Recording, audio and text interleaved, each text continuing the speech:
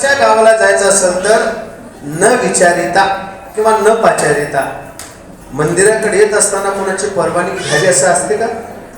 परवानगी लागते कोणाची?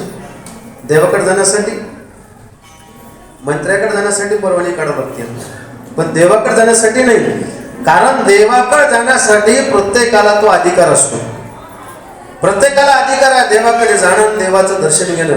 तसं नाथबाबा सांगतात की देवाच्या गावाला जाण्यासाठी त्याला विचार करण्याची गरज नाही. न पाचारिता किंवा न विचारिता, विचारायची गरज नाही. आपण सहजपण आपण देवाच्या गावाला जायचं. पण देवाचं गाव कुठं आहे माहिती आहे का? माहिती आहे देवाचं गाव? भगवान श्री दत्तात्रयाचं गाव कोणतं आहे? कारण गावापुरता जर आपण विचार केला तो परमात्मा संकुचित होतो. काय काय सांगतं वेदांत?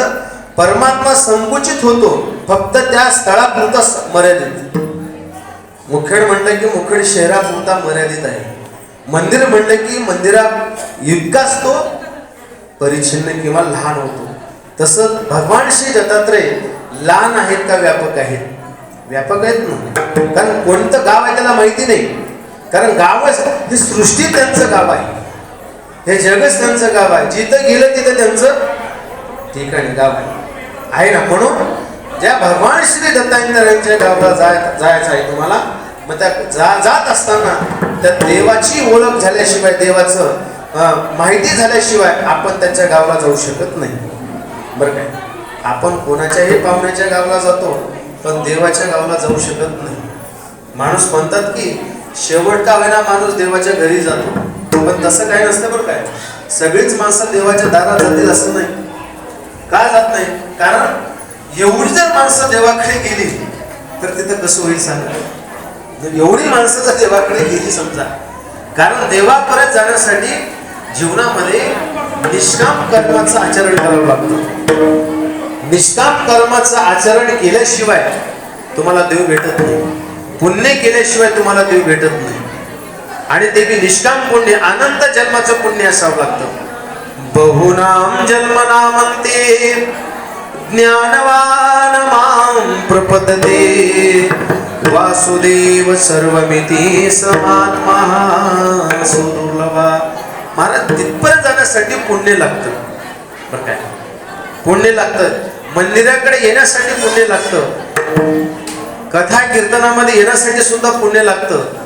मंदिरात कथा कीर्तन ऐकायला येणं सुद्धा मागच्या जन्माचं पुण्य असल्याशिवाय माणसं देवाकडे येऊ शकत नाहीत, मंदिराकडे येऊ शकत नाही. कथा कीर्तन ऐकण्यासाठी, कथा कीर्तन ऐकावं कसं? भागवतामध्ये वर्णन केलं आहे. तस्मात् मन शुद्धैर्न विद्यते जन्मांतरे भवेत् पुण्यम तदा भागवतं लभेत. अनंत जन्माची पुण्य असल्याशिवाय कथा कीर्तन माणसाला ऐकायला मिळत नाही. आता तुम्ही एवढीच पुण्यवान असल्यामुळे एवढीच माणसं इथं मंदिरामध्ये आली. बाकी का लोक कमी आहेत का सांगा? कमी नाही. मग देवाकडे जात असताना जाऊ देवाची या गावा देव देईल जावा. देवाच्या गावाला रस्त्यानंतर लागा ना, तुम्ही त्या वाटेला तर लागा. देवाकडे जाण्यासाठी रस्ता एवढा अवघड आहे. किती अवघड आहे? फार कठीण आहे.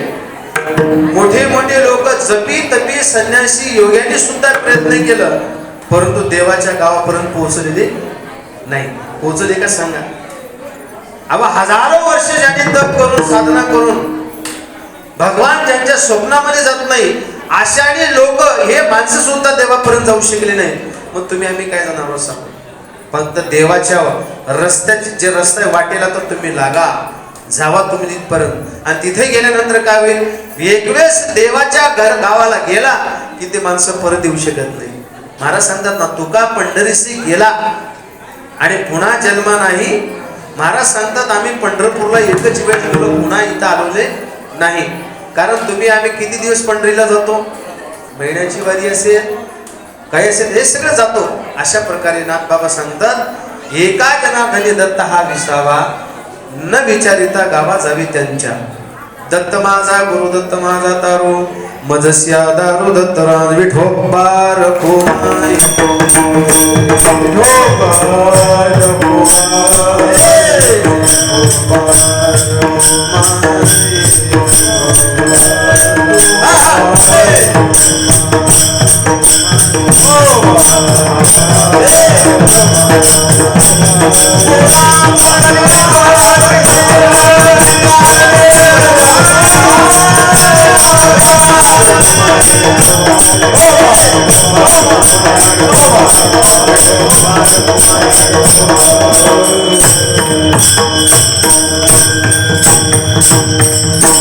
आता भगवान परमात्म्याचा जन्म करायचा धावत्या वेगात जन्म करतो.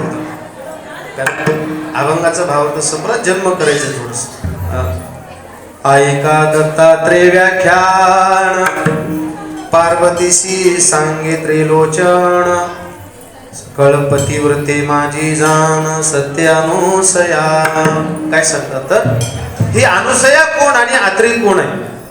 आत्री हे ब्रह्मदेवाच्या डोळ्यातून जन्माला आले आणि हे अनुसया म्हणजे कर्दम ऋषीला 9 मुली झाल्या होत्या. हे भागवतातली कथा आहे. 9 मुली झाल्या आणि शेवटची मुलगी म्हणून ती अनुसया. अनुसया ज्यांच्यामध्ये कुठलीही हे नाही, शंका नाही, काहीच नाही, अशी स्वच्छ अंतःकरणाची ती अनुसया. आणि त्रिगुणाच्या पलीकडे असणारा तो अत्री ऋषी. असे सती अनुसया आणि अत्री ऋषी या दोघांचा विवाह झाला. विवाह संपन्न झाल्यानंतर अनेक त्याचा संसार सुरू झाला आणि संसार करत असताना त्या अनुसयाने पतीची एकनिष्ठेने सेवा करायची. कारण स्त्रीचा धर्म काय आहे की पतीची एकनिष्ठा सेवा करणं हीच तिचं सर्वस्व आहे आणि ती मान्य पतिव्रत आहे. अनुसया एकनिष्ठेनं आपल्या पतीची सेवा करायची. सेवा म्हणजे काय? जे संसारामध्ये जे लागतं तीच सेवा करी. वेळेवर जेवायला देणं, वेळेवर त्यांना चहा देणं, वेळेवर त्यांना जे लागतं ते देणं, हीच त्यांची खरी सेवा आहे.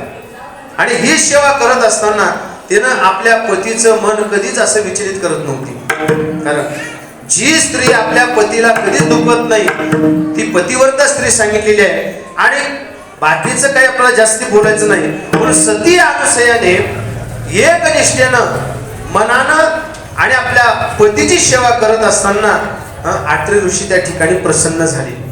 बरं का, प्रसन्न झाले म्हणून म्हणायला लागले, का ग तुझी सेवा पाहून मी फार त्या ठिकाणी प्रसन्न झालेला आहे.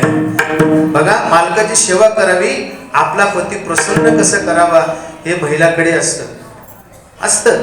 कारण प्रत्येकाचा पती कसा असतो, भोळा असतो, पण त्या पतीला आपलंसं कसं करावं. कारण का संसारामध्ये फक्त भावनेला महत्व आहे, क्रियेला महत्व नाही.